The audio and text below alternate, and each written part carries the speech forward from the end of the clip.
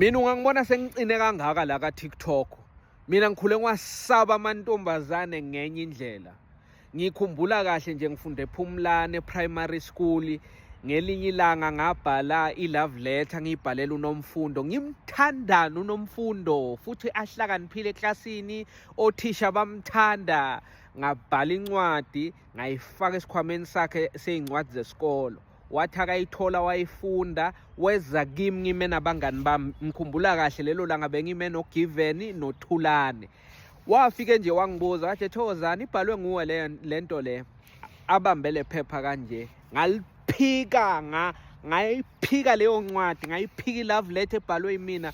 Wathi uNomfundo le handwriting lena ngiyayazi ngoba mina nawe sike senza i-group work. Wena ubhala kanje Thokozane kubhale wena na. Ngayiphika i-love letter ngayiphika ngathi Nomfundo akusiyimina. Bangihleka uGiven noThulane bangihleka bangibiza ngomuntu onegwababa ngathi asebangamane bangibize ngaleyo nto. Emva kwamasonto amabili ngezwa ngamanye amantombazana abangani baNomfundo bathi kumina uNomfundo ngimphathe kabi, uNomfundo bekafuna ukungitshela ukuthi naye uyangithanda. Ngazisola ngathi asengibuyela kuNomfundo ukuthi hayi le ncwadi beyibhalwe yimina. Wathi hayi wayiphika le ncwadi wathi ayibhalwanga wena futhi wangihlazisa kubangani bakho uThulane noGiven ngekhathi uphika le ncwadi kube ngiyibona ukuthi handwriting bekungeyakho. Mina bekwasaba amantombazane ngendlela yokuthi intombazane bengisaba nje ukuyicela into engacelwa nanoma ngangibani. Ngikhumbula kahle uPatricia eMnyango. uPatricia bekanomzimba yabona. Bekanomzimba nje ngendlela yokuthi uma eMnyango bungakhona ukuthi uzimpintshe eceleni uphumele ngaphandle. Yeah. Wema eMnyango kuyiFriday. NgeFriday kabo mama bayathengisa ama-snacks nokudla nje egeyithini lesikolo. Bebathengisa amagwinya nemince meat.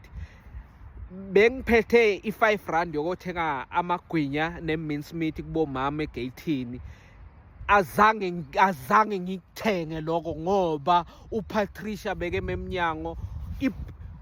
Kuphuma ibreak yaze yabuyela ibreak ukuthi sesibuyele emaklasini uPatricia eMnyango. Ngasaba ukumcela ukuthi Patricia ngisacela ukudlula ngiphume ngiye ngaphandle.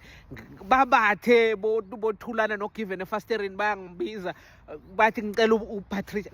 Mina bengiwasaba amantombazane.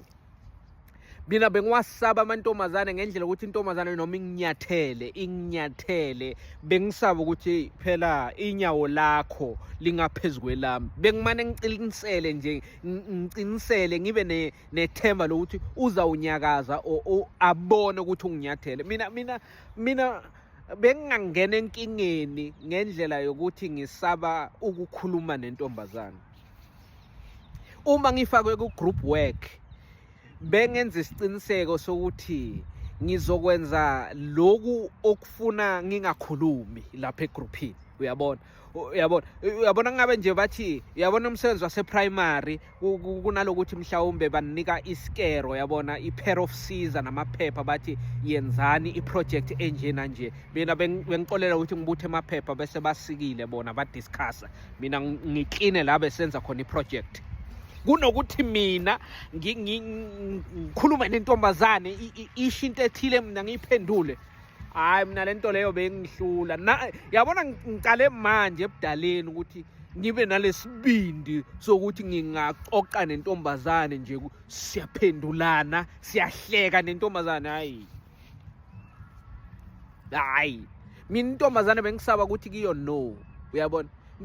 Ngiphethe u3 ngithenga ama-snacks ngithenga i-stock sweet. Uyabona ithi intombazane kimi ngisacela ungiphe ngivele ngithathe yonke lento engiyiphethe ngimnike. Mina ngiye ngashaywa ekhaya ngashayelwa ukuthi ngithathe izinto ezibizayo. Intombazane kimi yathe ngicela ungiphe iPrit. Uyabona le glue stick esetshenziswa esikolweni. Ngayipha intombazane ngendlela yokuthi bengisaba ukuthi cha ekhaya bathe nginganiki umuntu. Ngamuphi iPrit uma wangibuza sekuphele isonto elilodwa angisanayo iPrit, angisanayo iglue stick. Uthisha ubhale ukuthi uma bongithengela iPrit. Uma wathi ngayithenga uyisiphi mina sengiyinike uNomthandazo Mathebula.